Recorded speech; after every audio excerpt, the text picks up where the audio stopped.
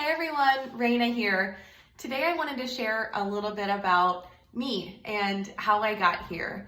I am so thrilled to be a part of the Philips On Tool team, and my career thus far has been in the service and hospitality industry, which evolved into luxury auto sales, which has now evolved into my presence here with the Philips On Tool team. And the common denominator among all these varieties of industries is the human factor.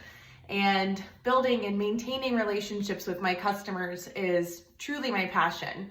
And Philips On Tool is now my vehicle to achieve that. This is my first time in a professional sense with the business. However, I've known Philips On Tool my entire life. My grandfather, Ted Phillips, started the business in 1959. And Jeff and Kathy, my aunt and uncle, have grown the business into what it is today.